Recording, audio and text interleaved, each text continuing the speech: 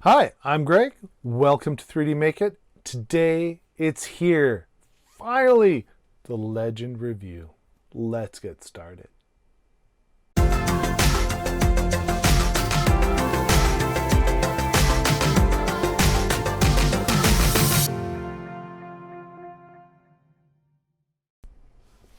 Okay, so Big Tree Tech have a stellar lineup of 3D printer electronics boards, screens, and now they've decided that they want to get into the full 3D printing business.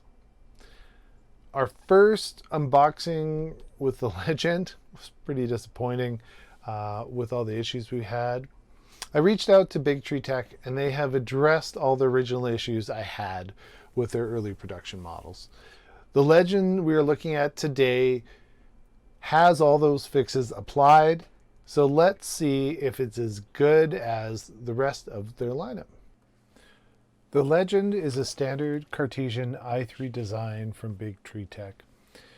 And the hot end and cooling they've taken from the TiVo flash design and mixed it with the SKR 1.3 and TFT 3-inch screen. Adding some LEDs, filament runout sensor for good measure. The 4988s are standard with the 2208s optional. They have also included a fantastic ultra base style build surface on top of an insulated heated bed. Now let's look at some prints. As you can see from all these benchies that I'm about to show you, they all suffer from the same cooling issue at the base. Although the Legend's hot end is a clone of the TiVo, they did not include the necessarily cooling ducts. So all of the cooling of the first 20 layers of the print suffers. As you can see from various prints, not just the benchies. The layer bands on the print also are caused by the poor quality of the V-wheels, and that's really just unacceptable on a printer especially when you sell V-wheels and whatnot. You should be able to supply the higher quality wheels with your printer that you're trying to bundle together. So hopefully they can improve this for the future. So let's go over some of the pros. Easy to set up. 8 screws, super easy. 32-bit hardware, awesome.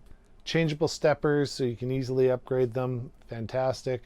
Nice touchscreen, they keep upgrading it and adding new features, so great. They've hit it out of the park with those.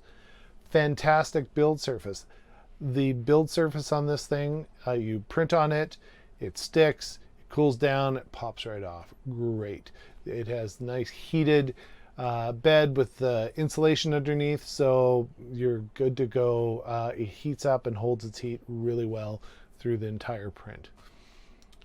Volcano hot end, it's Volcano-esque. It's TiVo style hot end. The Y-axis has really great belt tensioning.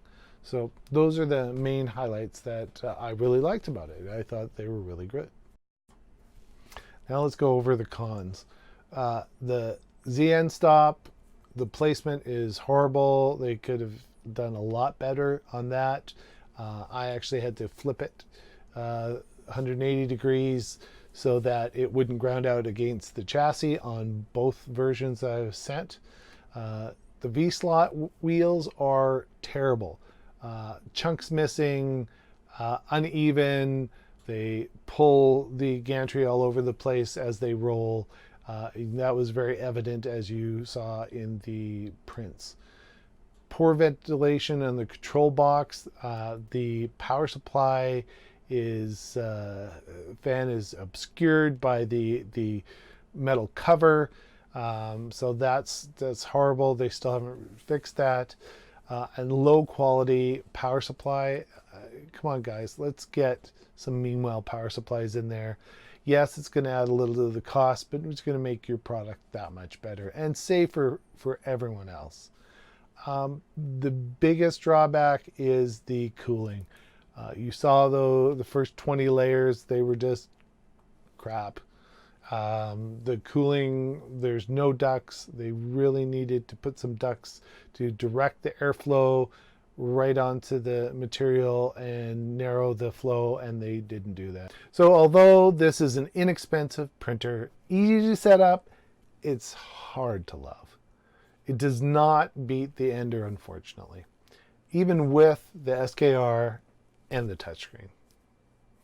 I'll keep you guys informed with some extra videos on what modifications I need to do to make this a really good printer.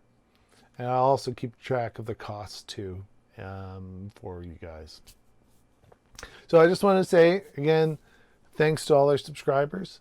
If you made it this far, great. Thanks for watching. Remember, like and subscribe, and have a good one.